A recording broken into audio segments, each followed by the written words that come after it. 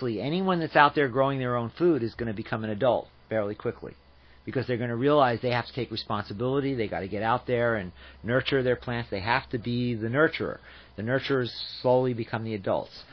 We can't keep our children as children. By the time, in Indian culture, by the time a kid was 7 years old, he was pretty much an adult. And there's no reason that we can't start thinking that way. We don't whip a child into becoming an adult. We don't hurt them. We don't yell at them. We don't punish them. We don't do things to them for their own good. The pedagogy of our culture creates the future. This war in Iraq, Libya, Syria, the things we're doing now is a direct result of the pedagogy, the way we raise children in the Reagan period. Back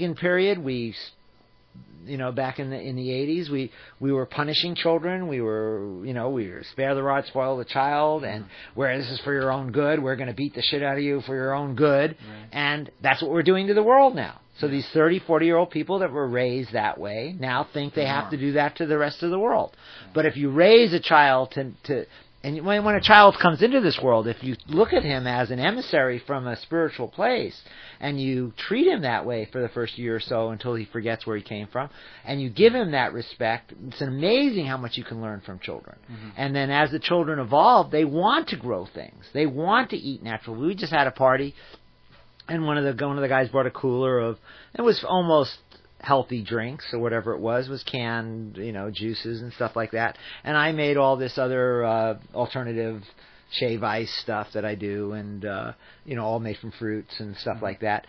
I don't think one person drank one soda. I don't think one kid wanted one soda. When a child at a year, 2 years is raised on natural food, and I've done this with my children, they do not find chemical candy attractive on any level. Right. Not even close. They'll spit it out. They don't even want it.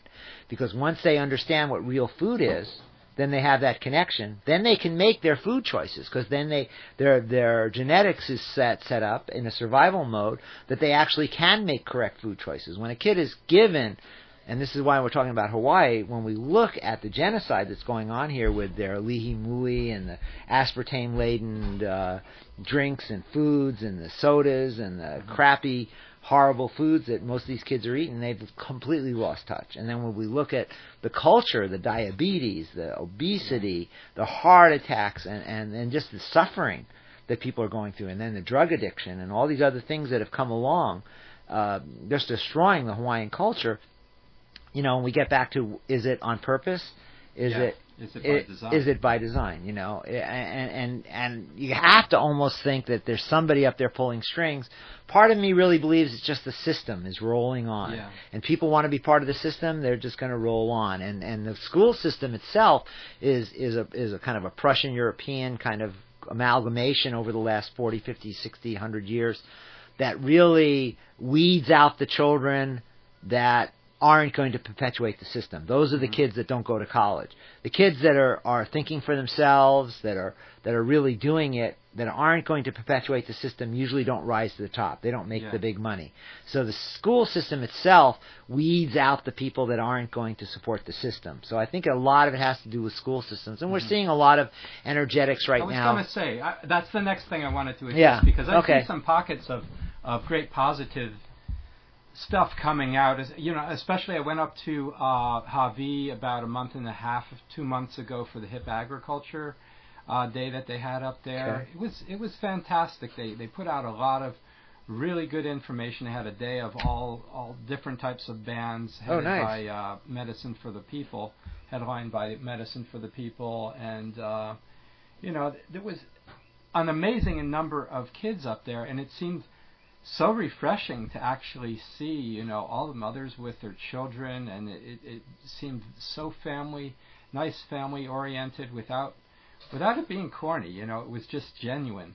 And I came back from there really feeling good about what was happening, and I even got my first PSA actually from somebody who was growing trees up there on a Saturday afternoon. And so I announced about that, Trees for Hawaii or something like that. And I want to, in the past 4 years, you've been off the air now. Yeah. What do you see happening that is coming in a more enlightening perspective? Well, what I'm seeing a real push, because we have a good South Kona community, and I interact a lot with the young, my friends that have children now, and they're in their 20s and 30s, and there is really a push in the school systems even to do more gardening and stuff like that. Every time I've done gardens, and I did my first real public garden back in the 90s. I had one down at NELHA. I did a demonstration garden down there, and one of the first things I said is, let's start bringing schools here. Yeah. And we started bringing, just almost every week we had, everything from 5th to 8th graders, 10th, 12th graders, kids at risk and stuff like that coming into the garden. And you see this monumental change almost immediately. The minute the kids come in the garden and they're just allowed to walk through the garden, maybe pull a carrot out of the ground, maybe nibble an herb, maybe eat some mint, and realize this is where it comes from, and get their hands in the dirt, you see this like a paradigm shift in their brains. I don't know how long it lasts or anything, but it's you can taste it, you can feel it. And the reality is this is the way we evolved.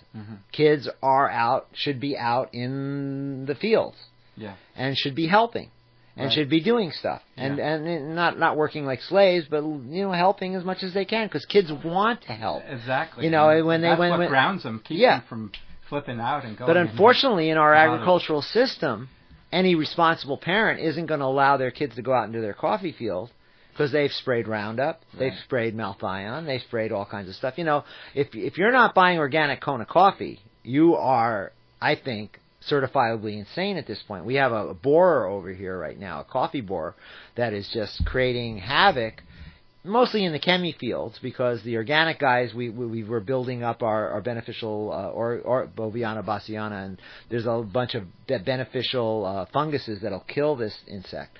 But in the chemi fields that use Roundup and fungicides and stuff like that, they don't have that, and so their only way to fight this borer is with I think off the shelf chemicals that aren't approved for coffee even. Right. So when you're drinking chemi coffee, coffee that isn't organic or assumed organic, I don't really believe in certified organic, but at least you're not drinking coffee from a farm that isn't using these chemicals. You're playing roulette with your health, because a lot of these chemicals are not approved for food even. And I've talked to a lot of chemi farmers who are bragging to me, "Oh, you're organic. You don't get to use any of these chemicals." And I say, "You're not supposed to either." He says, "Yeah, but I can buy them and I can use them, and da da da da." So it's like you got to remember that once a guy gets on this chemical treadmill, the morality goes out the window, because they actually believe they're not hurting anybody. They actually have convinced themselves on the land of the Nile or whatever that they aren't really hurting anybody by using these chemicals. They've been convinced by the status quo in the system that they're not hurting anybody. And so, but they know they're spraying chemicals on the ground. They're not going to let their kids go into the fields. So there's no connection. The kids have no connection to their fields anymore. When I got here back in the 70s, there wasn't that much herbicides being used. They were using a little bit of paraquat. It was definitely coming apart. The whole culture was starting to come apart. And I can actually remember back in the middle 70s when I first started farming organic coffee, I went to an extension meeting and started talking about farming organically. And I was laughed out of the room, literally. I was 27, 28 years old, but it was like I was intimidated by these people. And I was one of the first people that ever sold organic Kona coffee they used to call it Kona Healthways, but it's Kona Naturals now. And I was selling it back in the early 80s. I was selling organic coffee, And actually, as the feds got involved, I was really resented the whole idea of certifying anybody for it, because I felt there was a spiritual aspect to growing organically. I saw a cartoon, and it really set me off, and it was like, what was God's original plan? You know, and if we look at the Muslim, Christian, Judaic God, the Old Testament, right? What was God's original plan? And then we look at the Bhagavad Gita, and we look at the Upanishads and all these different the Hindu works and stuff like that. They all had a common theme. Basically, God wanted to live in an organic garden with a couple naked vegetarians. That was his dream. This planet was to evolve as a garden. And all of our wealth is created in a carbohydrate concept by the sun. And by harvesting these things and sharing and selling, economies are created. And you had that experience when you go to third world countries. You see these communities, wealthy communities that are just basically growing and trading with other communities, and they're basically healthy and happy and working together. There's this mindset where there's not this competition, but there's this mindset of cooperation.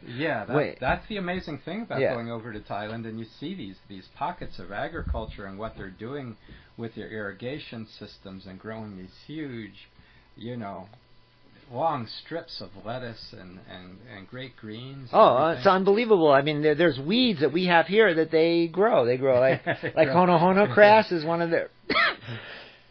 There's a lot of weeds around here that are great to eat. Seriously, there's so many things. I mean, I would love to wildcraft. Eventually, hopefully, we're going to evolve this to where we can start doing workshops. We can go up the mountain. We can see what's edible. We can start working with nature and stuff. I really want to open this up to where we actually get community involvement in this. And actually, I got my cell phone on me. If there's anybody listening that's got any questions that would like to take this to another space or wants to talk about something specific, I got a cell phone number here, and it's 808-769-2573. And, I don't know if there's anyone listening, seriously, because we're just planting the seed of this show right now. And we're going to be rebroadcasting this probably again tomorrow. And you can call me on my cell phone if you hear this. Anytime you hear it, I'll always have my cell phone on me. I would really appreciate some feedback on where you want me to go with this show, too. What's really important to you. But when I was in Thailand... I was there to teach them about the problems we were having with genetically modified papayas over here, and this is about 10 years ago. And I went a couple of times, and then I wasn't greeted at first by these farmers very nicely because I was an American farmer, and they had a really bad taste in their mouth about American farming. Showed them pictures of my farm, and they all relaxed. I mean, literally just sighed and said, "Oh my God, your farm looks just like my farm." And I'm going, "Yeah." And I realized that anywhere in the world where you stick your hands in the ground and you start growing, you're not being told by some scientist in an ivory tower or some UH professor that thinks he knows what he's talking about. Anybody. And you just slowly learn what grows in your area, and you slowly learn your cycles, and you slowly learn how to grow things, and your neighbors are cooperating with all the other organic farmers that are cooperating. You slowly learn it. And so my workshops after Thailand, and I started putting on workshops, I called them Dancing with the Mother. Nice. And basically that's the concept. Spiritual supernatural agriculture, dancing with the mother would be the workshop of actually gardening on a farm.